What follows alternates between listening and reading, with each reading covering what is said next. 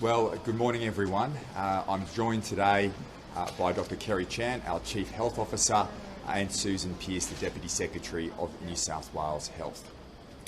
Well, sadly today we're reporting the deaths of 46 people in New South Wales who have died with COVID. On behalf of people right across New South Wales, can I extend our deepest condolences to all the families, and our thoughts and prayers and hearts are with you at this difficult time. Can I also continue to thank the inspirational work of our health workers on the front line each and every day, our doctors, our nurses, who are doing everything they can to ensure that people are given the care, the support, the love they need and the health care they need as we move through this phase of the pandemic. It's been a very difficult 2 years and our frontline workers have worked tirelessly over that period of time, and over this last month continue to carry out that very important work in our hospitals, in our vaccination hubs right across the state. Particularly as well, I want to thank those workers and pathologists who are out there with the PCR testing as well, because that work continues as we move through the pandemic. Today, whilst it is a difficult day for our state, there are some reassuring signs, and as we've said over the last 2 weeks, that every Friday we'll provide some information in relation to how we're tracking against our worst case and best case scenarios in relation to our hospitalisations and ICUs. And from a hospitalisation perspective today and from an ICU perspective, we continue to track better than our best case scenario. Currently in our hospital wards we have 2,534 people with COVID. That is below what we were expecting at this point in time, and at a best case scenario we're expecting over 3,000 people in our hospitals with COVID, and on a worst case scenario 6,000 people with COVID. So the figure today at 2,500 provides some reassurance in terms of the situation here in New South Wales. In addition to that, in respect of our ICU capacity, we currently have 209 people with COVID in our intensive care units. That is once again tracking better than our best case scenario from the modelling that we released 2 weeks ago. That was at a height we were expecting 270 on our best case scenario and 600 on our worst case scenario. So the plans that we put in place and the investments that we have made over the last 10 years, but particularly as well at the outset of this pandemic 2 years ago, where we invested over $4 billion in instilling and building up capacity in our health system here in New South Wales, ensures that we're able to manage as best as we can as we move through this pandemic. So in difficult times, these are reassuring and pleasing signs in relation to our health system. There is no doubt that our health system here in New South Wales is under pressure, like the health system is under pressure right around the country and right around the world. Particularly the challenge that we are also facing, in addition to capacity, which whilst is tracking well, are issues in relation to our furloughed workforce. But pleasing signs today, again, we had a furloughed workforce of well over 6,000. Recently, that's now today below 5,000. So there are encouraging signs here, but once again, can I continue to thank our nurses, our doctors, our paramedics, who are doing an amazing and inspirational job day in, day out, ensuring that the people of New South Wales remain safe at this time. I want to make a point today in relation to boosters. It is very clear, as I said, 209 people in ICU, still around half of those people in ICU are unvaccinated. The evidence is very, very clear. Vaccinations are key to keeping you and your family safe, with a close to 95% double dose vaccination here in New South Wales.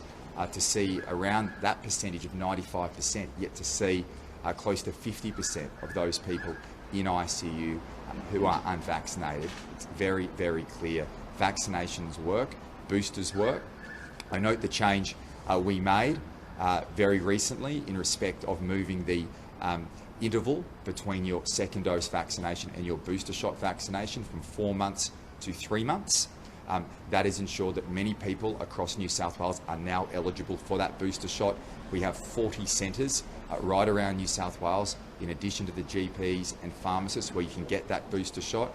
Spoke earlier in the week prior to that change, we had over 50% of people who were eligible for that booster shot had received it. As a result of that change now, that number has dropped to 32.3%. So that provides and demonstrates quite clearly that there are many people right across our state today who are eligible for that booster shot. So as we spoke earlier, in terms of the ICU numbers, in terms of the hospitalisation numbers, vaccination is key. So if you haven't done so already, please go and make that appointment at that 3-month interval in any one of our 40 centres right across the state. You can make that booking today, and if you do that, you'll ensure that you continue to keep yourself and your family safe. And obviously as well at your GPs and pharmacists at that 4-month interval, you can also make those appointments. So can I thank everybody for the efforts that you continue to make right across our state. I know that it's been a difficult 2 years, that many people are tired and exhausted and anxious in relation to this global pandemic. But we've got through the last 2 years, we are going to get through this next challenge as well. If we can continue to make those efforts, continue to make those sacrifices, continue to treat people with those values of kindness and respect, New South Wales will come through this stronger on the other side, just like we have over the last 2 years.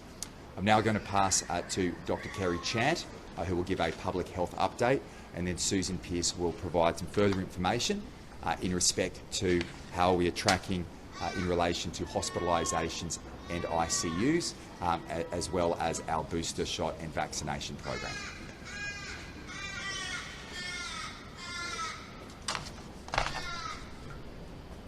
So currently there are 2,743 people in hospital, including 209 people in ICU, of whom 68 are ventilated and 8 are on a special treatment called ECMO. We've got 25,168 positive test results returned, including 10,015 positive rapid antigen tests and 15,153 positive PCR tests. And of the 10,015 and 15 positive RAT tests, we've got 8,774 of these positive tests were from the previous 7 days. And the PCR tests, the 15,153 PCR tests, were returned from 88,113 PCR tests. Can I just thank the community for continuing to test and take that proactive action, as it is key as we move through this phase that we continue to have those high rates of testing, be it RAT testing or PCR testing, and that people continue to isolate and protect and reduce the community spread.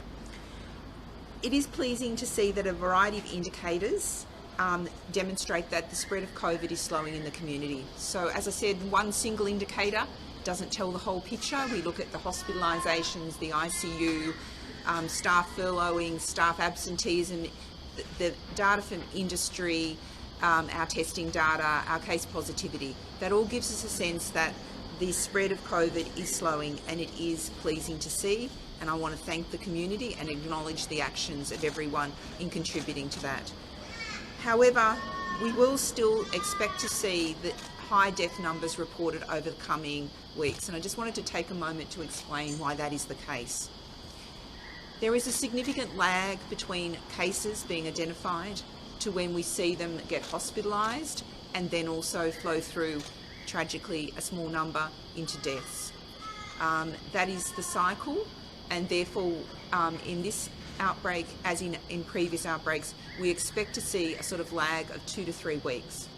So, unfortunately, the death numbers will likely to remain high, but my message is that we can turn that around by boostering and getting that booster in with a real sense of urgency. So sadly, New South Wales Health is reporting the deaths of the 46 people with COVID, and I would like to express my condolences to their families for their loss. There were 33 men and 13 women. 7 of these deaths have been included following the conclusion of the coronial investigations. So 7 deaths occurred from the period 29th of December through to the 13th of January. And as you're aware, we have that process of then including them and reporting them. In addition, you will have noted in the media today that the media has reported on the death of an infant in Hunter, New England. Can I just take the moment to also express my condolences to that family for their loss. This infant had COVID and the cause of death has been referred to the coroner. I have spoken with the family, and the family are very keen for their privacy to be protected. You can imagine that this is one of the most difficult times a family could ever go through, and I just ask the media to really respect the privacy of this family. The coroner and the forensic pathologists that support the coroner are working very hard to get the answers that, most importantly, the family want. The family and the clinicians want in terms of this child and the contribution that COVID may or may not have made to its death. Clearly, there is a strong public interest in this, and we're very committed to making known the outcome of the coronial. But can I just be clear? Our priority will be that the process will be the coroner will inform the family. The family will have the time to talk to the clinicians about the implications of the findings, and then we will release it publicly, given the significant interest in this case. So if I now go to the 47 people who we are reporting who have died in this 24-hour reporting period, or as I said, those coronial investigations where the deaths related to the period 29th of December through to the 13th of January. There was one person was aged in their 30s, one was in their 40s, 4 were in their 50s, 8 people were in their 60s, 12 people were in their 70s, and 13 people were in their 80s, and 7 people were in their 90s. One person had received 3 doses of the COVID vaccine, 29 had received 2 doses, 2 people had received 1 dose, and 14 were not vaccinated. And of the 7 people who died under the age of 65, all were men. 2 had received 2 doses of a COVID vaccine, and 5 men were not vaccinated, including the men in their 30s and 40s. And both of the men who were vaccinated had significantly underlying health conditions, and 3 of the 5 men who were not vaccinated also had significant underlying health conditions, and 2, including the man in his 30s, did not. We had promised that we would on Fridays provide a little bit more of a data to when we say that underlying health conditions, to give the community more a sense of what that means. And we will regularly report this every Friday for the preceding week. So we have reviewed the deaths that were reported between the 15th and the 21st of January in those under 65 years of age. So in summary, there were 28 deaths in that period, 9 females and 19 males. 1 was in their 20s, 2 were in their 30s, 5 were in their 40s, 13 were in their 50s, and 7 were aged between 60 and 64 years.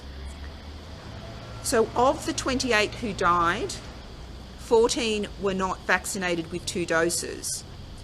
In reality, 13 were not vaccinated at all, and 1 had had 1 dose of a vaccine.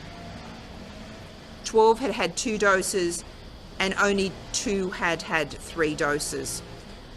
So this illustrates that whilst over 90% of the population in all of the age cohorts have received 2 doses, almost half of the deaths amongst younger people are occurring in those that are not vaccinated.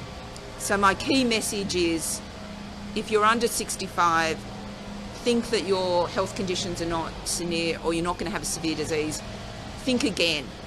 The data is clear. Please get vaccinated. We've looked at the underlying health conditions of those 28, and I would like to say that many had multiple health conditions.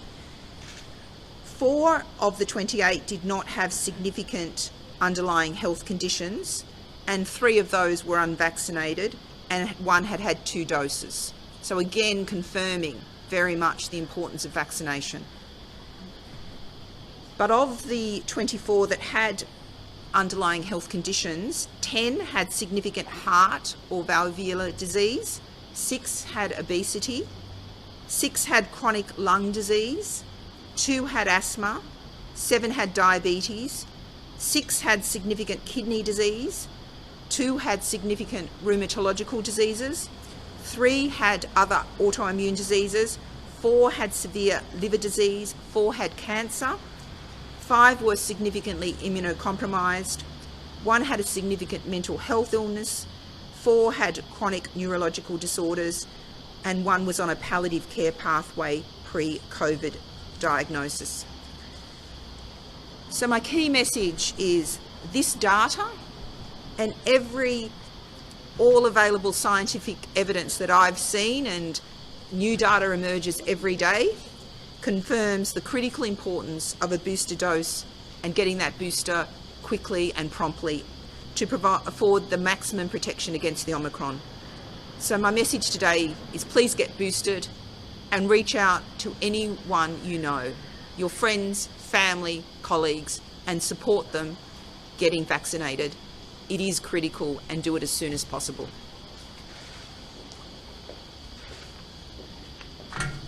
Could I also extend my condolences to the family and friends who've lost their loved ones in this period. Dr. Chant has reiterated the importance of vaccination every time we attend these press conferences. It's pleasing to see we have seen a slight uptick in bookings for booster doses in our clinics, but we can do a lot more. We have created, despite the pressure that the health system is under presently, we have stretched ourselves to create as much capacity as possible in our clinics. So let's make this weekend the weekend that we all come out. If you haven't already and you're now eligible for that booster, please go and get one. We still have bookings available in our clinics, and we would love to see a huge roll-up this weekend to get vaccinated with that booster. It is pleasing to see the number of children 5 to 11 have increased again this week. As we've reported earlier, we're now doing more than 4,000 children in that age group a day. And very pleasingly, the 12 to 15-year-olds have also increased, and that bump up in that age group has been really pleasing to see. As you have there, our modelling that we release each Friday is obviously very pleasing to see that, as we predicted last week, a plateauing of people in hospital and ICU has occurred this week. We're obviously watching that data very closely and seeing particularly what the next few days bring to us. I would like to make the point, though, that those numbers, what they don't show you is the amount of work that is going on in our health system to deliver that result. Our health staff are performing the most amazing effort out there every single day of the week to deliver for this state, I think, what is truly an incredible result given the pressure that they've been under. We put a lot of plans in place in the lead up to this latest outbreak. As you know, we had to reimagine, redo things, rethink things, but we were ready as a system to deal with this surge. And what we've done, as we said, is worked with our private hospital colleagues. 2 weeks ago, we engaged with private hospitals here in New South Wales. We presently have around 350 patients in private hospitals who are not COVID patients but have been moved across to assist us with capacity in our hospitals. We also surged our virtual care centre within New South Wales Ambulance to be able to adequately care for people who were ringing that 000 line. And what is very pleasing to see that this week we have seen a significant reduction in people calling 000 for general health advice. That has taken a lot of pressure off the service. We are also seeing a reduction in COVID transports by ambulance to our hospitals. We are seeing a reduction in emergency department attendances. But the important message is, as we've said time and time again, if you start to feel unwell, for whatever reason, COVID included, please do not delay visiting a hospital because you are worried that you shouldn't come. Our clear message to the community is that if you start to feel unwell, if you're breathless, if you have chest pain, if you're dizzy, please do not delay coming to hospital for treatment. We will continue to watch these numbers, obviously, but again, can I say to the health staff across New South Wales Health, What an amazing job they have done. We do not say that lightly or in a cliched way. It is a remarkable effort. We will get through this and we'll continue to work as a system, as we've always done, to make sure that happens. Premier, 46 there, many more to come according to Dr. Chan. Any regrets about dropping those restrictions back in December? Would you do anything different? Well, I think if you look right here across the country, we've all taken this approach. And there are different approaches obviously in Western Australia, but we've taken the approach that as we knew, as we learn to live alongside the virus, that challenges will come our way. Ultimately, the key is being vaccinated and being boosted. We have to live in the world as it is, not as we want it to be, and that creates difficulties in a global pandemic. But over the last 2 years, our people have stood strong. The alternative is lockdown, and that is not the right approach. That is not the right approach at all for where we sit currently in this pandemic. Now that doesn't mean it's an easy road. It's a hard road, a difficult and challenging one, but it's the right road as we move through this next phase. Right across the board, if you look at New South Wales, if you look at Australia, you take a step back in terms of the death rate, in terms of the economy, in terms of keeping people in work, keeping businesses open, Australia has done remarkably well. But this is a challenge. It's a global challenge in a 100-year pandemic, but the values of our state, the efforts and the sacrifices that people have made to get a 95% vaccination rate has ensured that we are in a strong position. The investments in our health system, $4 billion invested at the start of the pandemic to increase capacity, to deal with the inevitable, of a spread of a virus that we cannot wish away. That is the challenge that our people have stood tall on. That is the challenge that we faced into. Yes, it's difficult. It's a difficult and challenging road, but it's the right road to take. And if we can continue as a people to make those efforts, and I look back at the Doherty modelling, the national plan, we were looking at a 70% vaccination rate. Well, when you look at the hospitalisation figures and the ICU figures today, we would be in a much worse position, but for the efforts that people have made in going out and being vaccinated. To have one of the highest vaccination rates in the world is testament to our people and ensured that we have the capacity in our health system to keep people safe and give them the love, care and support they need as we move through. Premier, with respect, we didn't do exactly what the other states did. We went further than the other states. Victoria left the mask mandate in place. We removed our mask mandate. Back to Chris's question, do you have any regrets? We actually had higher restrictions in place than Victoria. For 1 week, we moved from highly recommending masks to mandating masks. And the majority of people right across the state followed that recommendation, just like they're following the recommendation today to minimise household gatherings, to have most of the activities that you undergo outside rather than inside. That's the efforts that people have made, the social distancing, continuing to hand sanitise. Those types of efforts have been the ones that have got us through. New South Wales actually led the other states when it's come to imposing certain restrictions. We were the ones that put in 2 square metres first. Victoria followed. We were the ones that put, and whilst I accept it was an unpopular decision to stop singing and dancing, Victoria then followed. There are no density limits in Queensland. The approach that we have taken is in line with the national plan to open up once we have a fully vaccinated population. And that's exactly what we have done. Now that is different from the last 2 years, but where we sit today is in a very different place. Last year you were solving for a situation with a more deadlier version of the virus, with a highly unvaccinated population. Today, you have a highly vaccinated population, a more transmissible variant that creates its challenges with a furloughed workforce, that's creating inconvenience for people across our state. But we are making our way through this, just like we've made our way through. The reality is the exponential increase in numbers in hospitalisations and ICUs is not unique to New South Wales. It is not unique to our country. It's happening right across the country and it's happening right across the world. What we can do as a state is to be vaccinated, which is exactly what we're doing, to get boosted. The easy approach to stop transmission is to lock down. That's the wrong approach.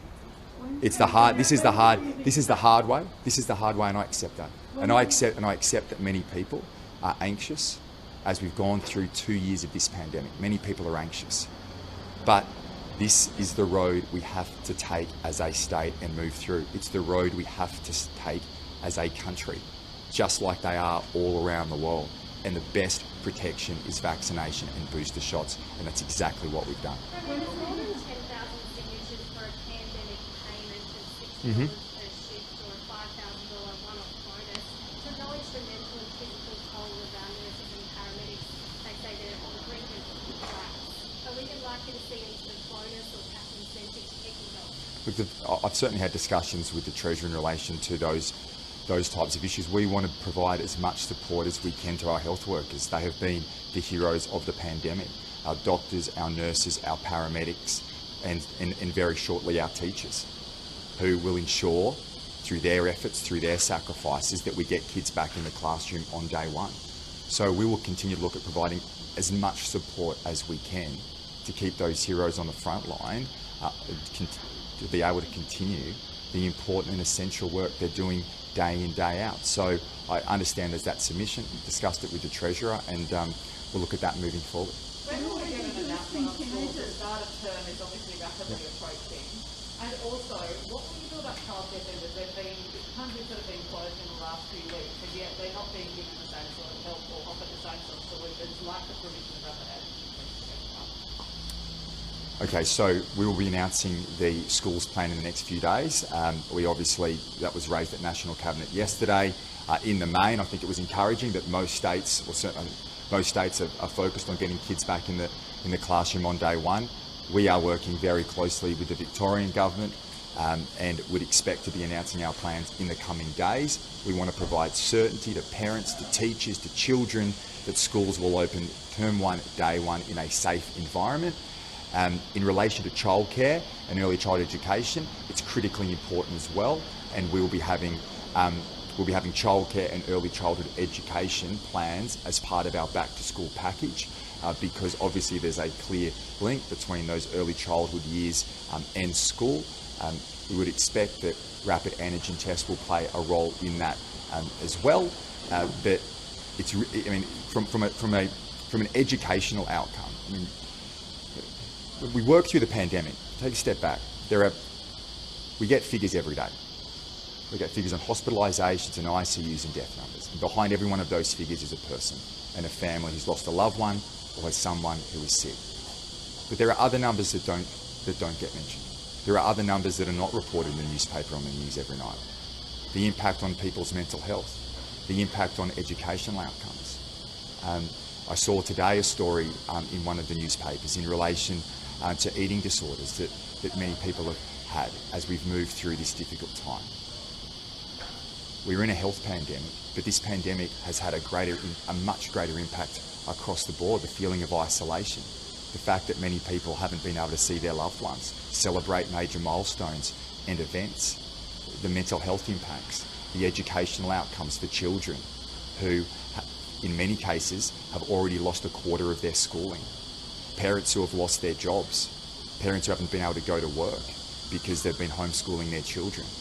There are a myriad of issues that face a society during a pandemic, and the role of government is to look at all of those issues and weigh them up. And I can say, with school going back, number one focus for me and for the government, it's incredibly important as we get back to the life that we love, as we return to normal. School plays a crucial role in that for kids and for parents, and we are completely committed to ensuring that occurs, completely committed as well to alleviating pressure on childcare and early childhood education. So importantly for a young child's early education, but also to create the capacity and the ability for parents to go back to work is fundamental. I've said before that the modelling that we've seen, that if schools weren't to go back, you'd take another 5% out of the workforce. That's people, men and women right across our state, who are unable to go to work, unable to get paid, provide for their families. That's the challenge we have to face into. Lockdowns don't achieve that. Lockdowns solve for one issue, that ensures the virus won't go away. The virus will come back. But what it does is it closes all the businesses. It ensures that people can't go to work. It isolates friends from family. And as we move through this, it will not be without as we continue to move through this and make our way through as a state, as a people, there will be difficulties. I completely expect, as we open schools, there'll be difficulties like we had last year, where we had to close schools at various points in time. I see that as a last resort, but there will be difficulties. There'll be difficulties with childcare and early childhood education, but we have to make our way through, and I believe that we will. And the plans that we will outline in the next few days, I believe, will demonstrate to the parents across our state, to teachers and to children, that those schools will be able to open in a safe way. It's crucial, it's essential, and we are completely committed to achieving that end. The Prime Minister says there's no strong evidence for surveillance testing over testing today in schools. So what was the first part? The Prime Minister said yesterday there's no strong evidence for surveillance testing. Can you explain why that's your preference? And are you going to mandate masks in classrooms? Well, I don't want to give a running commentary in relation to the school plan because I want to give certainty to teachers and parents, so we will release that in the coming days. But in respect of, obviously, you'd be aware, as it's been, and we've made very clear, that we expect rapid antigen tests to play a role. I understand the health's view in relation to that, but you're balancing a number of things here, the educational outcome and the health outcome, and we want to provide confidence to parents and to teachers. We're working closely with the Teachers Federation to provide comfort to teachers, and we want to provide comfort to parents. And as a parent, I know that many mums and dads across our state are anxious about the return to school, and therefore we want to provide as much confidence as possible. We don't see rapid antigen tests playing a long-term role. We see them playing a short-term role in instilling confidence in our parents and in our teachers to get kids back in the classroom on day one. In relation to the other matter, I won't give a running commentary on that. As I said, we'll release those plans in the next few days. We're obviously seeking alignment with the Victorian government in circumstances where we're in very similar positions of the pandemic. When can we expect non-urgent elective surgery to return and also specialist health staff to return to their normal roles? Susan. When we suspended the non-urgent surgery, we said we would review that in the middle of February. So that's still our intention. Obviously, it's highly dependent on what happens with respect to hospitalisations. So the next week or two will be critical in terms of making that decision. Clearly, as I said at the time, it is never the thing we want to do, to suspend surgery and make people wait for longer, but we've demonstrated before, after we've come through these waves, that we get back into it and do the best job we can to catch up as fast as we can. As soon as we can turn that back on, we absolutely will. I will make the point that for urgent surgery, and again during the Delta wave, 100% of urgent surgery was completed on time. And we continue to operate on people each and every day. And the other thing that we have kept going this time is day surgery procedures. So, there is a balance there, but we will absolutely be turning surgery back on as soon as we possibly can, but we just can't make a call on that yet. When can we expect to vaccinate teenagers, especially 16 and 17-year-olds? Do you mean with boost? Booster, Yeah, yes. so I understand that the booster regime for that age group is currently under consideration for 16 to 17-year-olds. Obviously, as soon as that's approved, we will commence as we've done with everything else. Do you mean by a target? A target, that's right. Yeah. I mean, this was discussed at National Cabinet yesterday, and obviously we want to get 16 and 17-year-olds boosted, and I think there was some very pleasing developments as part of National Cabinet yesterday, but that work is being conducted by a target. We'd expect there to be an announcement shortly. Yes, spoken to people who have underlying health conditions, who have cancer, who currently say that they feel abandoned because they can't leave their house and they're fighting. What do you say to them? Well, I thank them for their sustained efforts. This is not easy on anyone across our state. It hasn't been easy on people right across New South Wales. But if we have to move. We have to move through this. And to be in a position where we say to the entire community, we should lock down, is not the approach. It's not the approach that anywhere in the world is taken. It is hard. We're in a 100-year global pandemic. It's not easier on anyone. We had last year. I'll make this point. When governments make decisions here, around the world, in a pandemic, they're never easy. Every decision, whether it's as Premier or as Treasurer, that we've made weighs incredibly heavily on me. Incredibly heavily. The impacts of those decisions on people's health, on people's opportunity to work and provide for their families, on their mental health, they're not easy. The decisions have been made easier because of the efforts and sacrifices of our people. The vaccination and boosters that people are going out and doing in record numbers, global record numbers, has ensured that we've been able to keep more people safe in a pandemic than anywhere else in the world. But when you have a less severe yet highly transmissible version of the virus, it creates its unique challenges. But challenges that are so much better to be facing into than having a more severe and deadly variant with an unvaccinated population. That would have been a terrible thing for our state and our nation to face.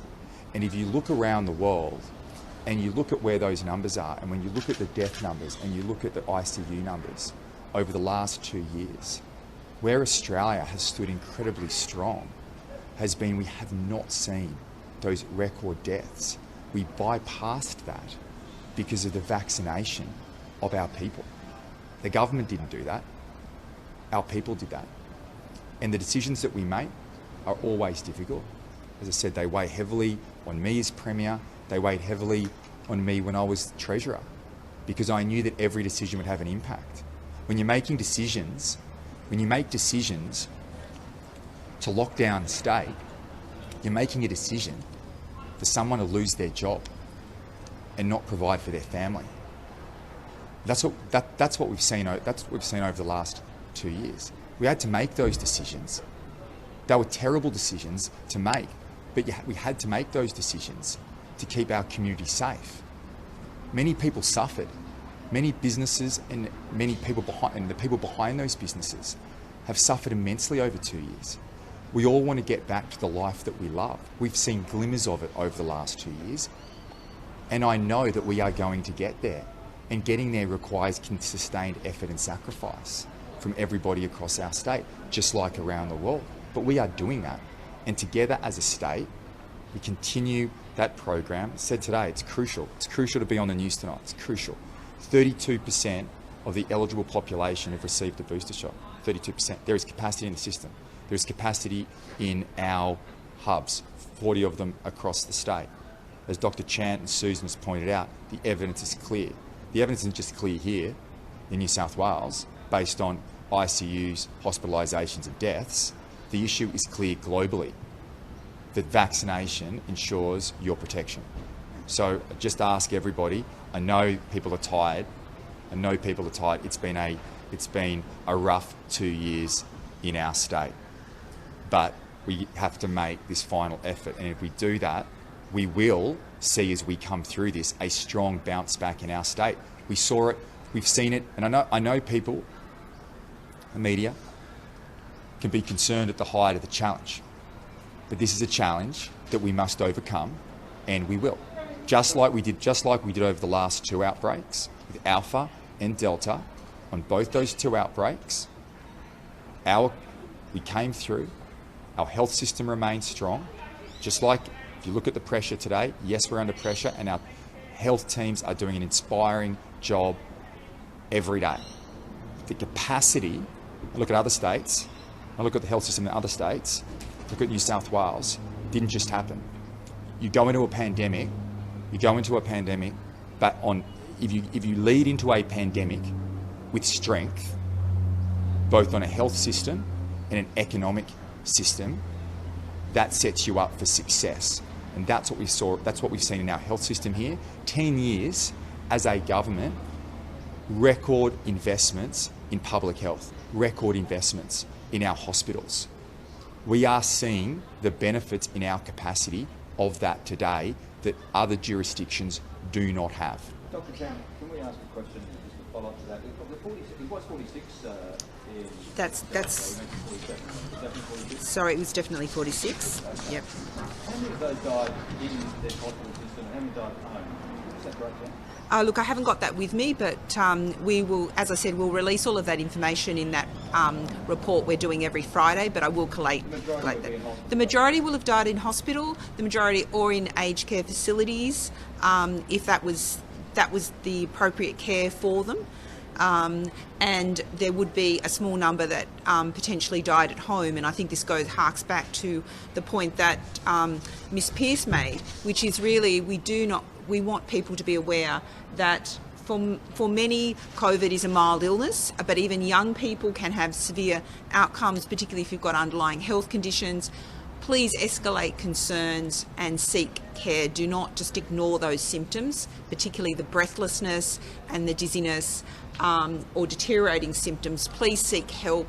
The health system is there to support you, and please don't have a hesitation in ringing 000. Our messaging has just been about don't do it for things that don't need that critical care, but we want people to seek care. Some comment on that study that was done into children going into hospital with COVID, details released, federal studies mostly concentrated on New South Wales kids.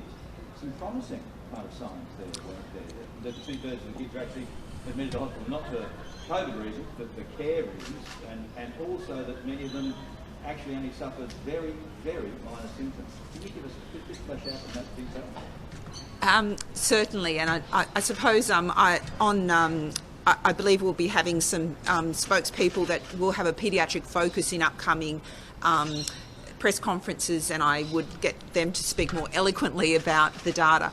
But clearly we've known that COVID has been a milder condition in children, and that's actually been counter. I remember right at the beginning where our traditional issue is that 0 to 5-year-olds often have severe respiratory illnesses associated with other respiratory viruses. So for instance, every year we see children admitted for RSV, which is respiratory syncytial virus, or influenza, and we know that can lead to hospitalisation. So there's always been a desire to really map this. We've set up a paediatric surveillance system where the clinicians across the nation have been working to look at this issue, and that's the outcome, that generally COVID is a mild condition. For those at home, there is a website at the National Centre for Immunisation Research which also summarises, and it's a parent-facing information, and I would urge parents to actually read that fact sheet and seek that information out, particularly with the return to school, so that they can actually have the best possible information. Your modelling has constantly been tracking ICU and hospital rates compared to, for example, London and Tasmania. How does the fatality rate from Omicron in New South Wales at the moment compare to those jurisdictions? And is 46 deaths a day sort of what you were expecting at this point of the pandemic and the wave? Look, that's a very complex epidemiological question that you've asked there. Clearly, that's going to be where we do more in-depth analysis and in our reports, subsequently. And we've got a number of academic partners that we're working with, which will answer all of those questions. But what we're seeing is consistent with what I've said. People that are elderly and over 65 are at risk of severe outcomes. Boosting is the one single thing that population can do. I've mentioned that there will also be, I think that was announced yesterday following National Cabinet, the fact that we'll have antivirals, and that's another tool that we can use to support people who are at risk of severe disease. And then I've indicated obviously those chronic health conditions, particularly affecting the heart, lung, liver, kidneys, obviously diabetes, and other conditions that lower your immune defences, be it medication or an underlying health condition. How many people are in hospital with COVID that aren't there for that reason? Look, that's a really difficult question, and I don't know that we will, absolutely be able to tell that. And why it's complicated is if someone has a fall at home, they've had COVID, and they've felt a bit dizzy when they've stood up, do you count that as an admission linked to COVID, or is it because they had a fall and would have fallen? So these are very complex issues. We are doing some enhanced surveillance in our intensive care units because it's a smaller, more controlled environment, and we are collecting information on what proportion are there with COVID or not with COVID. As you know, because of our sensitive tests, it's likely that we're going to be able to pick up COVID, which may not be contributing. So people may be admitted for things like incidentally motor vehicle accidents, other acute poisonings and other episodes in intensive care. So we are collecting that data, and we look at that and take that into account in our thinking. Oh, look, I think we've been very open with data, but can I just say we've got to prioritise our data collections to the things that are really important. We're looking at that data, but I think we've been very transparent, and when we get the data... 209 people in ICU with flu.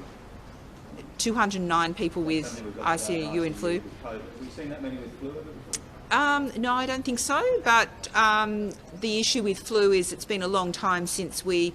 I think if we go back to 2009, which was the pandemic, I remember that quite vividly, and I think what was really interesting in that time was because the strain of flu had been prevalent earlier, we actually saw absolute sparing of elderly. So one of the probably positive features out of the 2009 was that we actually saw sparing of the elderly, and obviously there's more risk of elderly coming in, but our ICUs were very busy during that pandemic associated with swine flu 2009, and that flu variant has now become every year the variant we see in the mix of flu. So we do see that transition, and I think, just to echo the Premier's comments, that we're in this transitional phase. We've got new tools such as the antivirals and boosters and vaccination, and we're going to need to use all of them, and we're actually going to have to be wary of flu as well. We've had 2 years where we haven't seen a burden of flu, and we know that some of the people that will experience more severe outcomes from COVID will also be subject to flu, and that's something we have to plan for and consider going forward.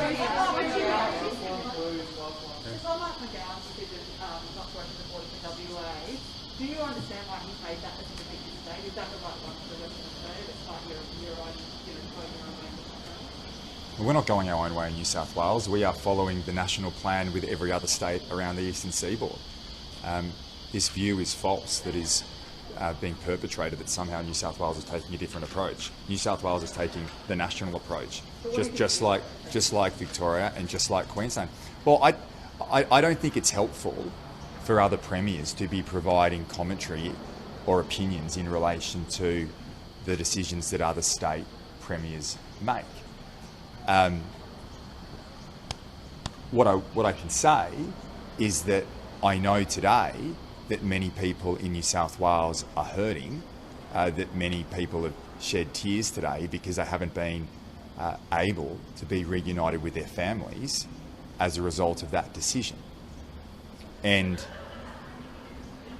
the reality is, if you look where New South Wales and very much the eastern seaboard is, the vaccination and the boosters and the investment in the health system has put us in a position to follow the national plan, to open up society and move through this transitional phase. Is there anything more you could say about the business payments? Did you guys talk about that yesterday? Yeah. We had an expenditure review committee yesterday, and the Treasurer is continuing to work on that. There's a bit more work that needs to be done in relation to just finalising the details. We want to make sure, we've said the entire time, and I know exactly what the Treasurer is going through because I went through it for the last 2 years. You consult, you work with the industry groups, you work with businesses, you identify the need, you consider it, and then you make the investment. So he's doing great work in that space, and my expectation is in the coming days, week or so, that we'll have a support. Is everyone in agreement in cabinet that that's a good idea? I don't talk about cabinet. Cabinet. You mentioned that the third dose of the vaccine will become mandatory in those industries that require Yeah. it. When will they have deadlines I'll work with the Health Minister in relation to that. Obviously, there's discussions with the unions in respect of those frontline workers, and we'll work through it. But ultimately, we've said as a state, I mean, obviously in certain areas we've mandated vaccination. The government's made those decisions. But let's focus on the main position here, and that is what is clear.